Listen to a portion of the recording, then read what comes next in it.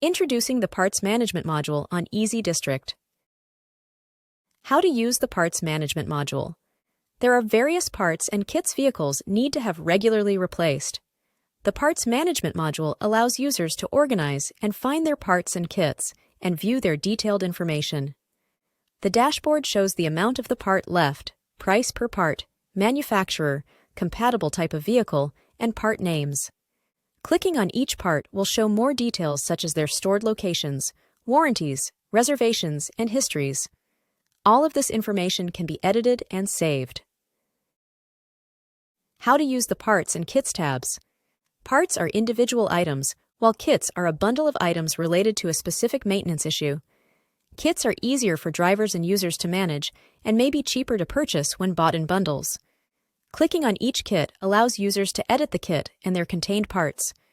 Users can add new kits by clicking on the Add button at the top of the screen. How to keep track of all orders. Drivers, as well as administrators, can add new purchase orders.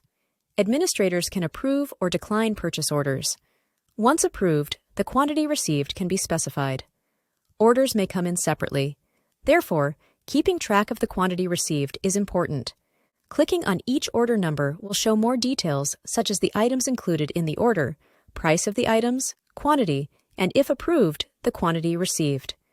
Some items are difficult to order and have high demand, requiring reservations.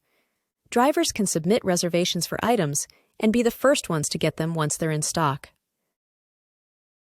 How to use the Manufacturers and Suppliers tabs. The same items can be manufactured by different manufacturers, and different suppliers can sell the same items. We have a dashboard of manufacturers and suppliers so that users are aware of which manufacturers to use and suppliers to work with.